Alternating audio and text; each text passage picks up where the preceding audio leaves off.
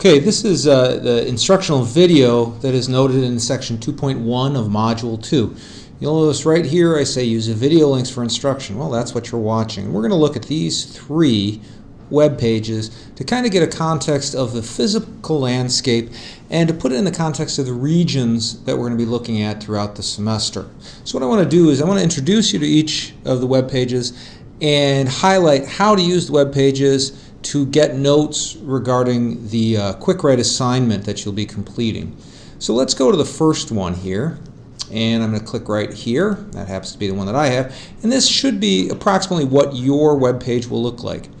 Now this is the United States Geologic Survey's record of earthquakes that have occurred over a specified period of time, and what you're going to see here are earthquakes going back up to 30 days. So what I want to do here is I want to click up here on the Options tab, and what I'd like to turn on are all earthquakes all the way back 30 days. And then what we're going to do is once we've done that, you should see a larger set of them here, and I'm going to close that portion of it. Now we can see a little bit better of the earth. And I'm going to scroll out. Now you can either use the minus key here, or if you have a scroll button on your mouse, you can use that. But what I want you to look at here are two aspects of this map and kind of think about it in terms of your quick write assignment. First of all, I want you to look at the earthquakes and where they are. You'll notice, for example, the concentrations here in South America and here in North America. And there are other areas that I want you to kind of evaluate. But I want you to look at the tectonic plates, and again you can see the red lines here are the tectonic plate boundaries. And I want you to think a little bit about how the regions of the world are influenced by the concentration of earthquakes. And so again, what you're seeing here are different magnitude earthquakes that have happened over the last 30 days throughout the world. And what you should see is that some of the regions of the world have considerable earthquakes and others have very, very few. You'll also see that some earthquakes do occur in areas that are not plate boundaries.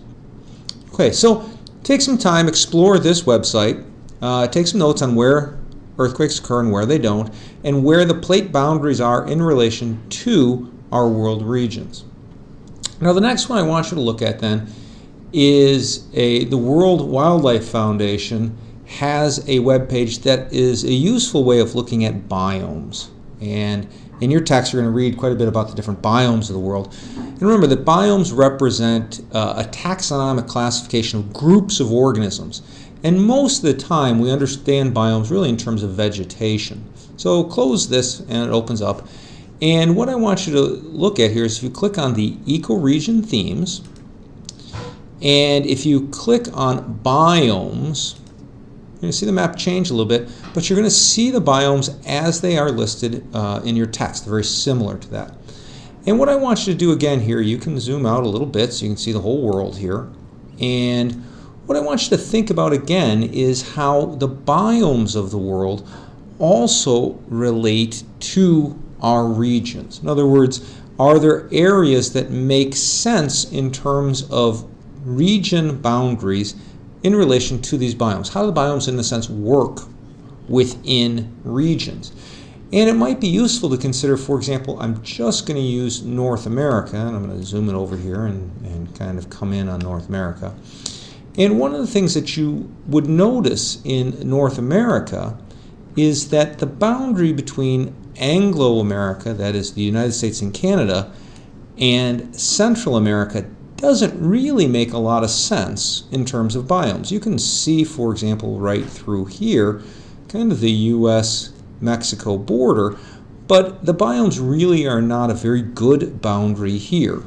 In contrast, I'm going to slide us over here, this is sub-Saharan Africa, and you can actually see the Sahara Desert right through here, the Sahel to the south.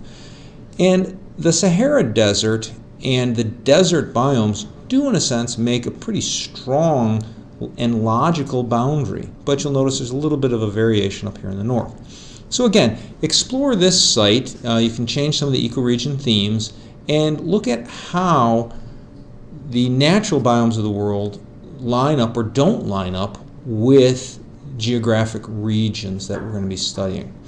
Now the last piece that I want you to do is you're going to go to, this is the Nature Conservancy, and Nature Conservancy provides a pretty good and easy interface for climate change.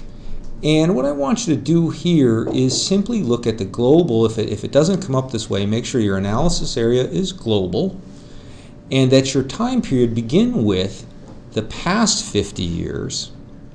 And then this is what you're going to see here is change in annual temperature 1951 to 2002.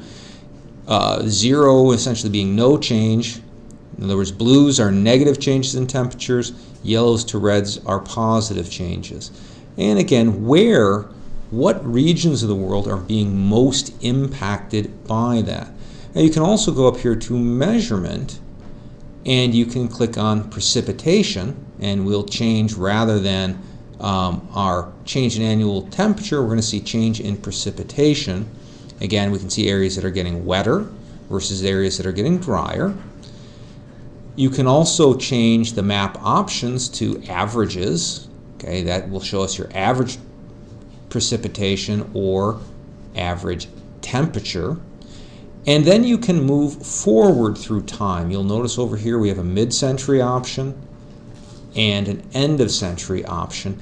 And this is a way of understanding how we're going to see climate change affecting different regions. And again, map of average, map of change. So what I want you to do again is look at our world regions and make note of which ones are going to be most impacted and in what direction by climate change. Okay, make sure that you've taken those notes and kind of try to put your notes into specific regions. The quick write assignment is simply going to be a question about how world regions articulate with the physical environment. All right, we'll see you next time.